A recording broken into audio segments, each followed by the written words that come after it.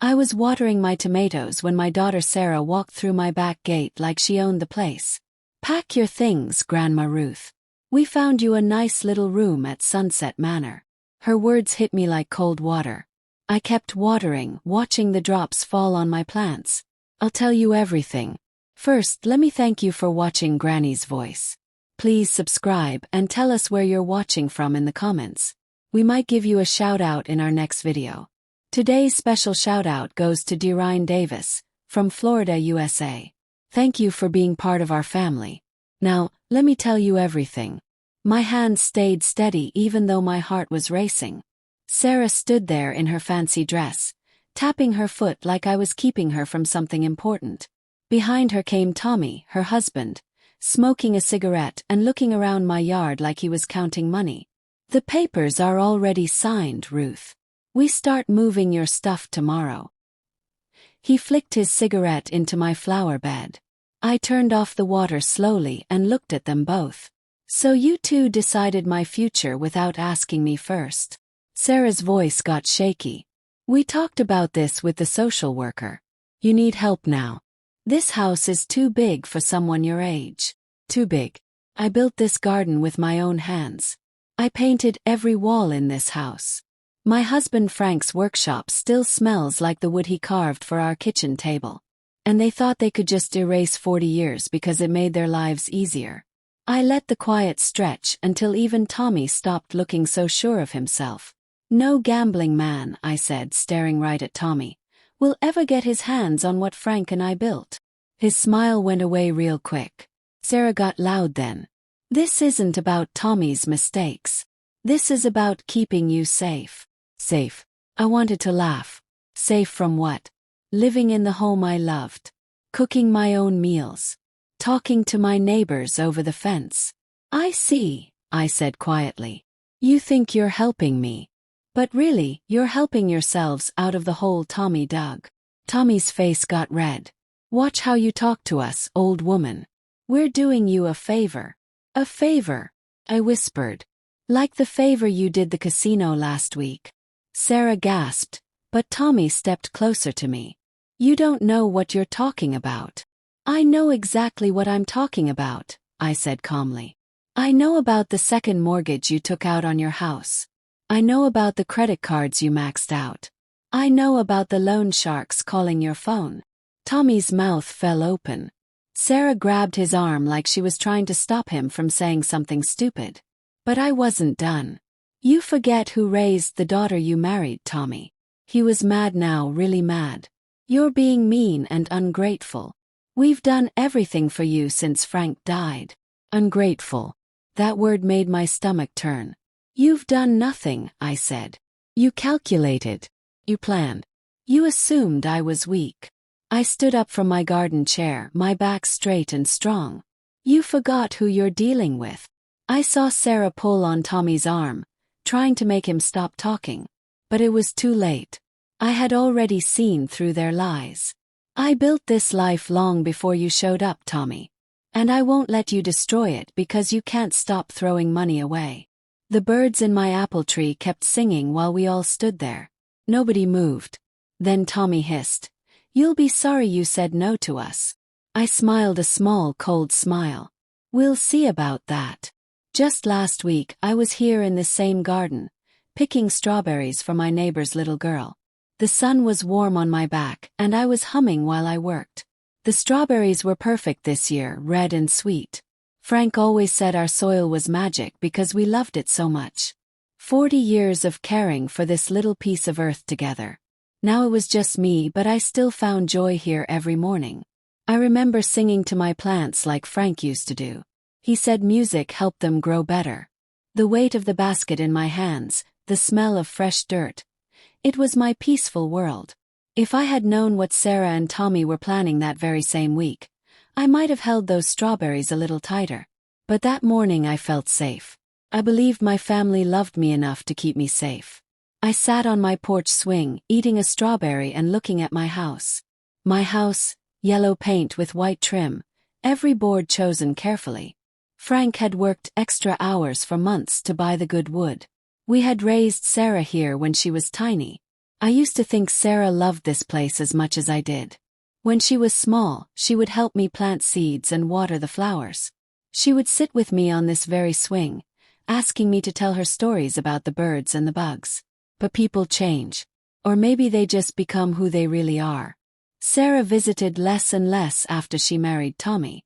When she did come, she seemed distant, always looking at her phone or checking the time. I should have noticed the way her eyes moved around the house, like she was adding up numbers in her head. The way she asked questions about my savings and my bills. I thought she was just worried about me. I was wrong. The mailman came that morning with my usual letters. Bills, a magazine, and something that made my hands shake. A bright folder from Golden Years retirement home. I hadn't asked for any information from them. I stared at it, my heart beating faster. My first thought was that it must be junk mail. That's what I told myself. But deep in my chest something felt wrong. I carried the mail inside, setting it on my kitchen table. The house smelled like the apple pie I'd baked that morning, like home should smell. But standing there looking at that folder, I felt cold. 2 days after finding that scary letter, Tommy came to see me alone. That was strange. Usually Sarah did all the talking while Tommy just stood behind her, nodding. But not today. I was in my kitchen making lunch when I heard his motorcycle roar into my driveway. I looked through my window. He sat there for a minute like he was practicing what to say. Then he got off and walked up my path with that fake smile he always wore when he wanted something. I opened the door before he could knock. "Tommy," I said. "This is a surprise." "Hey Ruth," he said, his smile too big. "Thought I'd check on you." I let him in without saying anything. Right away, I could feel his eyes looking at everything. My furniture, my pictures, my house. Like a man planning to take it all. He followed me to the kitchen, standing by my table while I poured myself some tea. I didn't pour him any. "You know," he started, rubbing his hands together. "Sarah's been worried about you lately. She thinks maybe this house is getting too hard for you to handle." I said nothing. Just stirred my tea slowly. "I mean, it's a lot of work for one person," he kept going. "All that He laughed, but it sounded fake. "It's not just that, Ruth. What if you fall? What if you forget to lock your doors? What if something bad happens when nobody's here to help?" I felt my jaw tighten. "I'm perfectly able to lock my own doors." He leaned forward, talking faster now. "Of course you are. But Sarah and I were thinking, about the future. You've worked hard your whole life. You should be able to relax now. Let other people take care of you." "And who exactly would take care of things?" I asked quietly. He hesitated. "Well, we would, of course. Sarah and I care about you. We'd make sure everything gets handled, your money, your bills, all the business stuff. You wouldn't have to worry about anything." My stomach dropped. There it was, hidden under his sweet words, the real plan. They wanted control of everything I owned. Kept my voice calm. "And how would you handle my business, Tommy?" He waved his hand like it was no big deal. "Nothing complicated. Just some paperwork that lets us help you. It's normal for families to do this. Just a safety thing." I set my teacup down, the sound sharp in the quiet kitchen. "I'll think about it," I said. He smiled, thinking he was winning. But in that moment I knew the truth. I wouldn't be thinking about anything. I would be watching. Very carefully. By the end of that week I couldn't sleep. Tommy's visit wasn't friendly. It was him checking me out like a house he wanted to buy. And that retirement home folder didn't just show up by accident. They were moving fast but quietly. I decided to visit my bank. Not for any special reason, at least not one I'd tell them. I wanted to look Mr. Peterson in the eyes. I wanted to see if anyone had tried to touch my money. Mr. Peterson had known Frank and me for 20 years. We weren't best friends, but he respected us. He smiled when he saw me walk up to his desk. "Mrs. Williams, what can I do for you today?" I kept my voice light and friendly. "Just wanted to check on my accounts. Nothing urgent." "Of course." He walked me to his office. I watched his face as he looked at his computer screen. His eyebrows went up just a little. "Caught it. Everything okay?" I asked, folding my hands in my lap. He paused too long. Yes, everything's fine. But he cleared his throat. Can I ask? Have you given anyone permission recently to ask questions about your accounts? My heart stopped, but I kept my face calm. No, I haven't given anyone permission. He nodded slowly, typing something. Well, someone came in earlier this week. Said he was your son-in-law and had legal papers letting him look at your money information. The room felt like ice. Someone? I asked, but I already knew. Tommy Brennan. Your daughter's husband, I think. I breathed out slowly, keeping my hands still. Yes, that's him. Mr. Peterson's voice got quieter. I thought it was strange that we hadn't heard about this before. And honestly, the paper he showed us looked wrong. We have ways to check if signatures are real.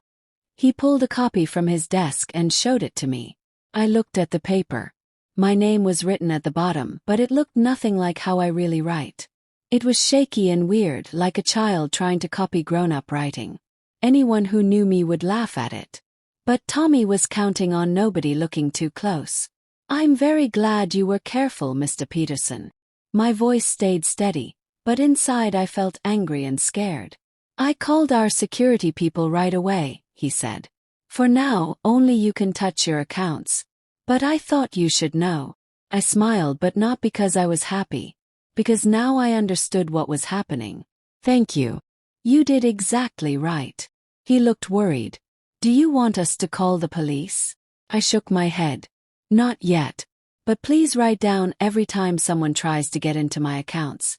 And tell me right away if it happens again. He nodded. Absolutely. When I left the bank, I walked outside into the bright sun. My mind was clear now. They weren't just planning. They were already trying to steal from me. Tommy didn't just want control. He thought he already had it. And Sarah, whether she was the leader or just helping him, was part of this plan completely. I walked down the sidewalk with my head up high. They had made one big mistake. They thought I would stay quiet and let it happen. That evening, I needed to talk to someone I could trust. Someone who still saw me as Ruth, not as money or a problem to solve. I called my friend Betty. She answered right away, like always. Ruth, is everything all right?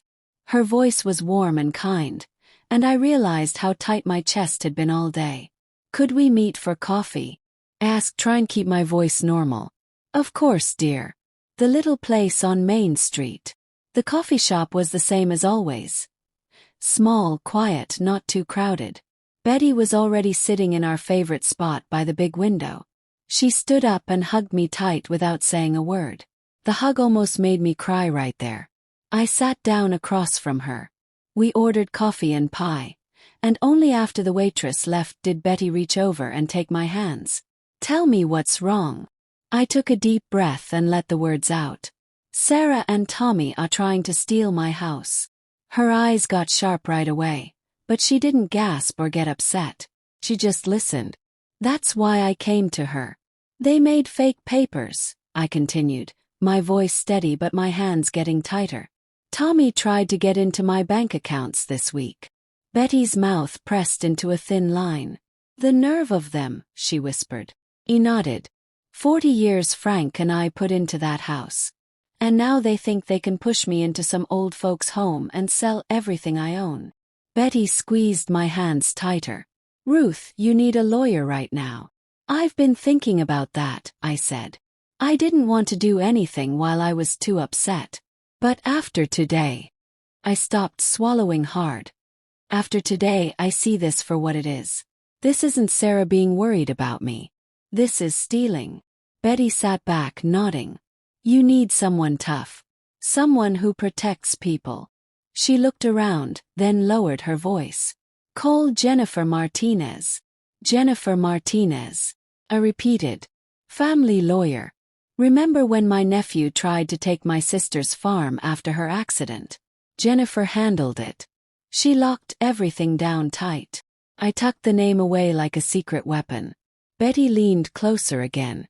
You don't wait, Ruth. You move first quietly. Protect what's yours before they can file. But her handshake was strong, and when she asked me to sit down, I could tell she was really listening. Mrs. Williams, she began, folding her hands on her desk. Betty gave me a quick call before your appointment. I understand you're having trouble with your daughter and son-in-law trying to control your property. He nodded. They've already tried once. My son-in-law brought fake papers to my bank. The bank said no, thankfully. But this wasn't an accident, Miss Martinez. They planned this. She nodded, writing notes. Do you currently have any legal papers signed? Any real power of attorney, medical instructions, trusts, or anyone else's name on your accounts? No. Frank and I owned everything together until he died. Since then, everything is just in my name. I haven't signed anything else, especially not for Sarah or Tommy. Jennifer paused, tapping her pen. Good. That makes this much easier to fix. She continued in her calm, steady voice. You've been very lucky that your bank caught the fake papers. That might be very important later. Making fake legal papers is a serious crime. But hopefully we can stop them before they try to take you to court. Stop them how? I asked quietly. She leaned forward. We start by protecting everything you own right now. That means securing your house deed, your bank accounts, your savings, your insurance. Everything. We'll also file a paper that proves you're completely able to handle your own business. That makes it almost impossible for them to claim you're too old or sick to make your own decisions. She watched my face carefully. I know this sounds like a lot, Mrs. Williams, but you're not being too dramatic. What they've done and are trying to do is against the law. It's abuse. The only mistake would be waiting and letting them try again. I let out a long breath, feeling my tight fists slowly relax. Do it, I said. Whatever you need to do it quietly but completely. Jennifer smiled for the first time. I was hoping you'd say that. She slid a stack of papers toward me. We'll start with these. I'll file the protection papers by tomorrow morning. Once these are in place, even if they try something, the courts will see them coming from far away. As I signed each paper, I felt something change inside me. This wasn't just protecting myself. This was fighting back. When I left the office and walked back into the afternoon sun, I felt the heavy weight in my chest finally start to lift. Sarah and Tommy had started a game they thought they could win. Now they were playing by my rules. I didn't sleep much that night. Not because I was worried anymore. It was something different. A feeling I hadn't had in years. I was ready. By morning, I was already planning my next move. I wasn't going to wait for them to try again. Called a locksmith first. By lunchtime, every lock on my house was different. Front door, back door, basement, garage. All with new strong locks that Sarah's old key wouldn't open. The locksmith was a nice young man who worked quickly. Having security problems? He asked while he worked. I gave him a small smile. Just being careful. Next, I called a security company. I got a whole new system. New cameras outside my house, sensors inside. Every door was covered. I even put a small camera in my living room where it could see anyone who came in. By evening, I stood in my hallway looking at the tiny green lights blinking on the new control box. My house had never felt so safe. This was my castle. But I wasn't finished yet. That night, I met with Robert Chen, the money manager Frank and I had trusted when we were saving for retirement. We hadn't talked much since Frank passed, but Robert was as kind and professional as ever. I need you to check every account I have, I told him. I want to make sure nothing has been touched, not even by mistake. He raised his eyebrows but didn't ask questions, just pulled up my files. As we went through each paper, each balance, I felt my heartbeat slow down. Everything was exactly where it should be. Tommy hadn't gotten that far yet. Robert looked at me when we finished. You're protecting everything, Ruth. How bad is this situation? I met his eyes. They've already tried to forge my name. They're not worried about me, Robert. They want my money. He breathed out sharply and nodded. Then I'll put a special watch on every account. Nobody can make any changes or even ask questions without me knowing about it right away. He nodded. Thank you. As I gathered my papers to leave, Robert hesitated. Ruth, if you ever need me to speak up for you in court, just ask. You have every right to protect yourself. I smiled, and this time it felt real. That day might come sooner than we think. By the time I got home, the sun was setting. The house looked warm and cozy in the dim light. But I saw it differently now. Not just as my home, but as my fortress. They wanted to take what Frank and I had built. They saw my age, my quiet life, my living alone, and thought it meant I was weak. It didn't take long for them to make their next move. 3 days later, Tommy showed up again. This time he wasn't pretending to be nice. No friendly talk, no fake worry about me. Just anger. I was in my living room reading when the doorbell rang. I didn't answer right away. I wanted him to wait. I wanted him to feel unwelcome. When I finally opened the door, he didn't even say hello. We need to talk. Right now. I stepped aside without saying anything, letting him in. He walked straight to the middle of my living room like he owned it, like he was checking on something he was about to take. I closed the door and sat down calmly, folding my hands. Go ahead and talk. He didn't sit down. He stood over me. I'm going to be very clear with you, Ruth. You're making this way harder than it needs to be. I looked up at him calmly. Am I? Yes, he snapped. This house, this whole mess is getting out of control because you won't admit what's happening. You're not okay. You're forgetting things, getting paranoid. You think everyone's trying to hurt you, even your own family. I felt my anger start to rise, but I kept my voice steady. And you think that gives you the right to take everything I own? He smirked, walking back and forth like he was practicing for court. You can't handle this stuff anymore, Ruth. A judge would see that. They'd assign someone responsible to take care of your business. Someone like Sarah and me. It's for your own good, really. I let his words hang in the air. I wanted to see how far he would go. You've already made fake papers once, Tommy, I said quietly. Do you really think you can get away with trying to drag me to court? His face twitched, but he tried to cover it. You can say whatever you want. But once this goes to court, everything you've done wrong, every little mistake will come out. The judge won't care about your garden. They'll care that you're helpless. I stood up slowly.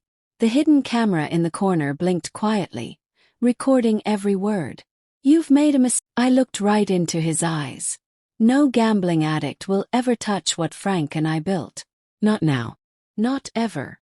For the first time, I saw fear behind his angry face. It was quick, but I saw it. You're making a huge mistake, Ruth, he hissed. No, I whispered. You already did. I walked to the door and opened it wide. Time for you to leave. He stood there for a moment, eyes looking around the room like he was realizing things had changed.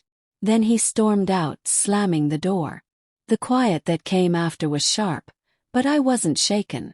I felt ready for whatever came next. The moment Tommy's motorcycle disappeared down my street, I walked calmly to the corner of my living room. The tiny green light on my hidden camera was still blinking. Every word, every threat, every nasty look, all recorded. I carefully took out the memory card and put it in the small black box I'd bought just for this. For years I had been patient. I had been quiet. I had smoothed things over to keep peace in my family. But there was no keeping peace anymore. Called Jennifer right away. Miss Martinez, I said as soon as she answered. Something happened. Her voice was calm but alert. What did he do? He came back. He threatened me. Said he'd take me to court and prove I can't think straight. Said they'd take control of everything. Jennifer sighed. Did he put any of this in writing? Better than that, I said, walking to my desk. I have it on video. There was silence. Video.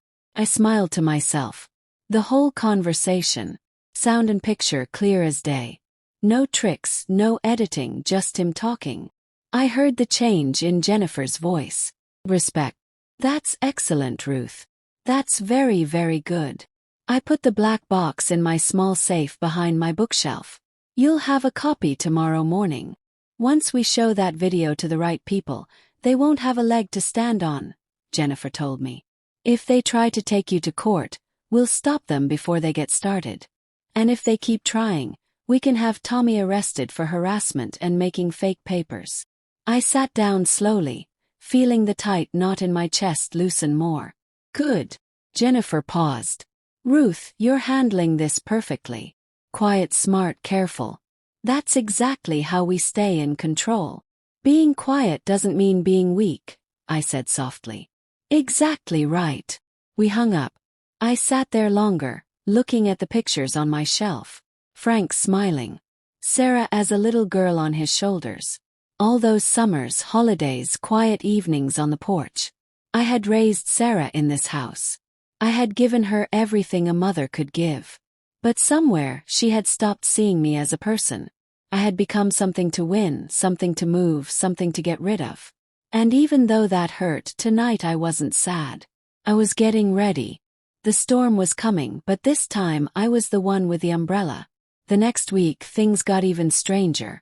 Not with more fighting, but with sneaking around. I heard car doors before I saw anything. Sarah's voice carried across my front yard, bright and fake like she was on a TV commercial. And here's the house. You're going to love how much space there is. I looked through my kitchen window.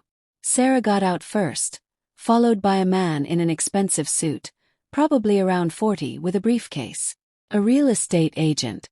Behind them came another man, shorter and stockier, with shiny hair and sunglasses even though it was cloudy. Someone with money to buy houses. They were already here, walking around my property like they owned it, showing off my home like I was already gone. I didn't go outside to say hello. I didn't open the door. I just stood in my living room where my camera could see everything and watched. After knocking and calling my name through the door for a few minutes, they gave up and used Sarah's old key. The spare key I had given her years ago when she used to visit and help me. I let them think it still worked. What they didn't know was that the door they came through only led to my small back porch. The rest of the house was locked tight with my new locks. I listened from the hallway as they walked around, pretending to tour what they thought would soon be theirs. This space has so much potential, the money man said, his voice echoing. Fix it up right, and you could sell this for twice what it's worth now. Sarah's voice followed, full of fake excitement. Exactly. My mother won't need all this room where she's going, and she'll finally have people to take care of her without worrying about any of this. I felt my teeth grind together as I heard her talk about my life like I was an old couch they were getting rid of. The agent spoke up next, his voice smooth like oil. The property goes all the way to the back fence, right? That's a lot of land. That's right, Sarah answered confidently. Tommy and I will be handling everything. My mother's been having trouble keeping up with it all. I closed my eyes for a moment, taking a deep breath. Trouble keeping up. That's what she said. Not once had she offered to help me with anything after Frank died. Not once had she come over just to spend time with me unless she wanted something. And now I was being sold as a problem that needed solving. They stayed for about 15 minutes, walking around the outside taking pictures. I could hear Sarah's fake laughter, her eager explanations. She was working hard to charm them, totally sure her plan was already working. When they finally left, I stayed inside, still and calm. Let them dream. Let them plan. Let them walk through my house and taste their fantasy of control. Because when the truth came out, it would hit them harder than any locked door ever could. Everything was moving exactly where I wanted it to. That night, when the house was quiet again, I sat in my bedroom, not to plan or worry, but to remember. I pulled out the old photo albums from my closet, the ones I hadn't looked at in months. The covers were soft from years of being touched, the corners worn from decades of fingers turning pages full of memories. The first page always made me catch my breath. Frank standing in front of our house the day we first bought it. His arm around my waist. His smile full of dreams. We were so young then, so sure we could build something that would last forever. I touched his face gently, tracing his smile like my finger could still feel his warmth. My throat got tight, but I didn't cry. Not yet. Page after page the years went by. Sarah as a baby, her tiny hands holding Frank's fingers. Her first day of school. Family cookouts in this very backyard. Christmas mornings, summer vacations, birthday parties. All here. And then slowly, something changed as I kept turning pages. I could see it now, but she wasn't that girl anymore. She hadn't been for years. And I had been fooling myself. The photos didn't lie. I closed the album and leaned back in my chair, looking out my bedroom window. The moon was bright, shining through the tree branches and making long shadows across my backyard. My tomato plants swayed softly in the breeze. The next morning, I woke up with a feeling I hadn't had in a long time. Clear thinking. No more confusion, no more sadness weighing me down. It was time to act. Quietly, carefully, but definitely. I called Robert again, my money manager, and asked for a private meeting that nobody else would know about. He didn't ask why, but I could hear in his voice that he respected what I was doing. When I got to his office, he closed the door tight behind me. "You're ready to make big changes," he said. It wasn't a question. "I am," I replied. "I want complete protection. Strong, unbreakable. I want to move all my money into a special account right away, one they can never touch." He leaned back, tapping his pen on his desk. "You want a private trust account?" "Yes. That will keep everything safe from any outside claims, court orders, lawsuits, even after I die. Once it's set up, Sarah and Tommy can yell all they want. They won't get a cent." "Good," I said. "And I want to go further." Robert's eyebrows went up, but he was already writing. "Tell me more." "I want this trust to own my house too. Complete ownership moved out of my name into the trust. I stay living here for the rest of my life, but after that, it goes to whoever I choose. Not Sarah, not Tommy." Robert nodded slowly, his eyes looking right at mine. "You've really thought this through." "I have," I said quietly. "They were going to sell my house while I was still living in it. This home is not something they can gamble away to pay their debts." He tapped his pen twice, thinking out loud. "There are some steps we need to take. We'll need someone to check how much your house is worth for the legal papers. There will be some fees, but once it's filed, everything is locked in place." "That's fine," I said. He paused, watching my face carefully. "You understand, Ruth, once we move your money and house into this trust, you're the only person who can make any changes while you're alive. And after you pass away, it follows exactly what's written in the trust papers. Nobody can argue with it." "That's exactly what I want." Robert smiled slightly, like someone who had seen too many families fall apart, but was quietly impressed by my calm strength. "All right, we'll start today." I signed the first papers that afternoon. As my pen moved across each page, something inside me felt lighter. It wasn't anger anymore. It was power. Quiet power. The next part had to happen fast, and without Sarah or Tommy finding out even one word. I made one phone call. "Henry, it's Ruth Williams." Henry Baker had been Frank's best friend for almost 25 years. He was also one of the few people left I could trust completely. Henry was a widower too, and had worked in real estate for most of his life before he retired. But he still knew the right people to get things done quietly. "I need to sell my house," I said calmly. "On my terms to someone I pick, and nobody can know about it." Henry was quiet for just a second. "You're serious about this?" "I'm done playing defense, Henry." His voice got softer but stronger. "Ruth, you don't have to leave your home to stop them." "I'm not leaving," I corrected him. "I want to sell it to someone who will let me live here forever." "They won't be able to touch it then." Henry let out a long breath. "A private sale with a lifetime agreement." "Exactly." He cleared his throat, sounding a little impressed. "You've really planned this out." "I've been forced to." Within 2 days, Henry called me back. "I found your buyer. A trusted friend of mine. Old family, lots of money, very private. They'll buy your house through a business company and rent it back to you for as long as you want to live there. No money really changes hands except what's needed to make the legal transfer work. And their lawyers are experts at keeping things protected." "Perfect." Henry paused again. "Ruth, you're cutting Sarah out completely, aren't you?" I sat very still at my kitchen table, looking at the old wind chimes outside moving gently in the breeze. I gave her everything a mother could give. But love without respect means nothing. That afternoon all the paperwork was ready. The house value report had already been filed thanks to Robert. The private sale contract explained every detail. The purchase that couldn't be changed, the lifetime rental agreement, the deed that could never be transferred.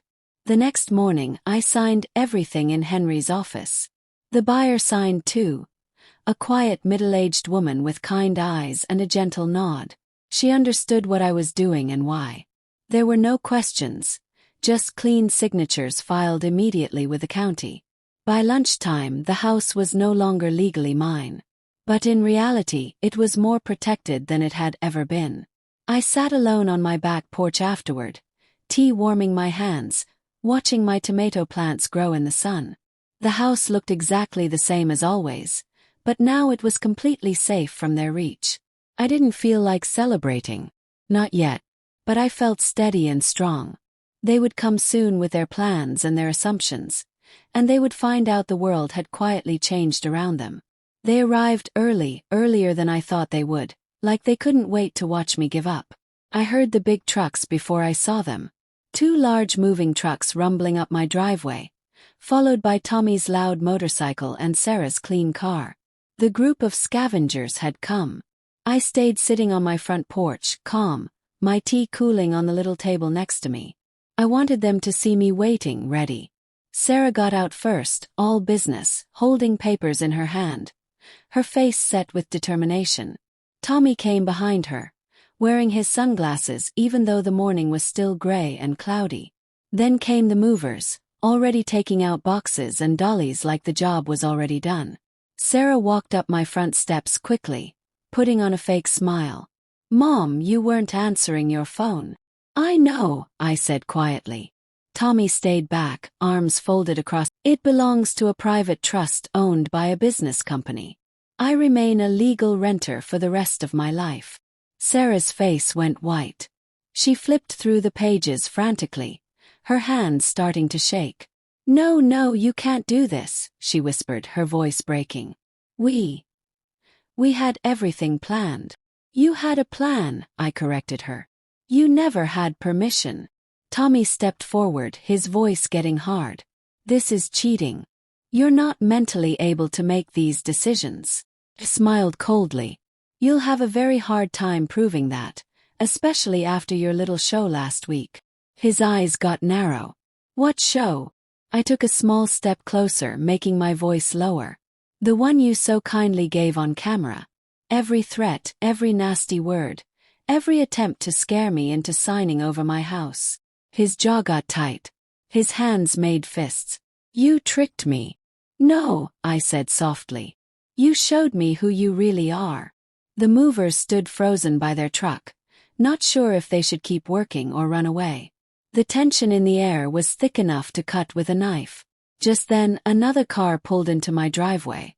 Not police, not another lawyer. Jennifer Martinez stepped out, briefcase in hand, cool and calm.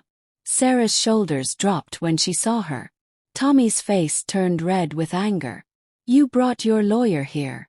Tommy snapped. "No," I said calmly. "My attorney has been working on this from the very beginning. You're the ones who showed up uninvited." Tommy's tough act started to crack right there on my porch. He hadn't expected this. He expected me to fall apart, to beg. But I stood still and calm while he lost control. "You think this little trick will work in court?" Tommy spit. "You think some trust papers and a little video will be enough?" Jennifer, standing just behind me, opened her briefcase without saying a word. She took out a thin folder, opened it, and spoke in the same calm, careful voice she always used.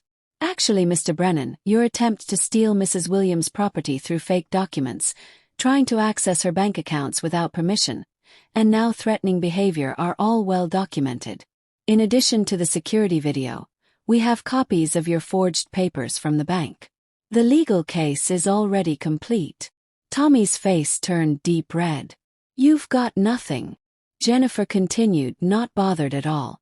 You've been recorded threatening court action under false claims, trying to scare an elderly woman, and now trespassing on private property. This property, I should mention, is no longer owned by Mrs. Williams, but by a trust whose legal structure completely excludes you and your wife. Sarah looked like she was getting smaller with every word. Her papers shook in her hands. Tommy took one step forward, his voice getting louder. This is my wife's family house. That's where you're wrong, I said softly. This is my home. You were never entitled to any of it. The moment hung heavy in the air. Silence full of anger and panic. Then, from the end of my driveway came the final sound that changed everything. The distant sound of sirens getting closer. Tommy's head snapped around, his eyes wide. The police car pulled in smoothly behind the moving trucks. 2 officers got out, hands resting near their equipment. Calm, professional, but clearly in charge. "Afternoon, Mrs. Williams," one of them said kindly, nodding to Jennifer too. "We got your lawyer's complaint about trespassing earlier this week. Based on the evidence she provided and the ongoing investigation about the fake legal documents, we're here to arrest Mr. Brennan for questioning." Tommy spun toward me, pure rage in his eyes now. "You called the cops?" "No," I said quietly. "My lawyer called them days ago. You were always going to come here today, weren't you? You couldn't help yourself." The officers walked up calmly, speaking in measured voices. "Sir, please turn around and put your hands behind your back." Sarah broke completely, her voice cracking. "Tommy, just do what they say." Tommy's face twisted with fury, but he wasn't stupid enough to fight the police. Slowly, he turned around, letting the officers put handcuffs on his wrists. As they read him his rights, I stood still, my back straight, watching the man who thought he could take everything I owned walk toward the police car in handcuffs. Sarah cried, holding her papers like they might save her somehow. She looked at me with wide, broken eyes, but I didn't offer any comfort, any kindness. She had chosen her side. The police car drove away, leaving my driveway suddenly quiet again. The movers, eyes wide, quietly started closing their truck doors without saying a word. Jennifer turned to me, her voice soft. "It's finished, Ruth." I took a long, deep breath. "No," I whispered. "It's just starting." The house was so quiet after everyone left. It almost didn't feel real. Sarah stood in the middle of my driveway, hugging herself, eyes moving from the empty trucks to my porch, like she was trying to understand a world that had completely changed around her. She looked so much smaller now. The tough business act had broken, leaving nothing but raw, desperate emotion behind. "You didn't have to do this," she finally whispered, her voice barely there. "We could have figured something else out." I walked down my front steps slowly, meeting her eyes directly. "You never wanted to figure anything out, Sarah. You wanted control." She wiped her face with the back of her hand. "Tommy. He got in too deep with the gambling, the loans. I thought." She shook her head like she couldn't even finish what she was trying to say. "We were trying to fix our problems before they got worse." "You were trying to fix your problems by destroying my life," I said softly. "You didn't see me as your mother. You saw me as money." Her lip trembled. "You don't understand how much pressure we've been under." "No, Sarah," I said, my voice still calm but with steel underneath. "You don't understand how much pressure I've been under. Watching my own daughter plan to throw me away like I was some old furniture you were tired of looking at." She crumpled, shoulders shaking with sobs. "I never wanted to hurt you." "But you did," I cut her off, my voice firm but not mean. "And you did it on purpose." For a moment we both stood there in silence. "I lost everything today," she whispered, so quiet I could barely hear her. I shook my head. "No, you lost what you never had a right to take. This house was never yours to sell. My trust was never yours to break. You still have your life. You still have your freedom." I let those words sit for a beat before finishing quietly. "Tommy might not." Her breath caught, the full weight. I stopped on my front steps, looking back over my shoulder. My voice was quiet but clear. "Yes, you did. You just never thought I'd fight back." She covered her face with her hands, shoulders shaking, as I finally stepped inside and gently closed the door behind me. The lock clicked softly, and my house, my home, was mine again. For the first time in months, I let myself lean back against the door and just breathe. I was tired, but there was something else too. Not victory, not revenge. Just quiet, solid peace.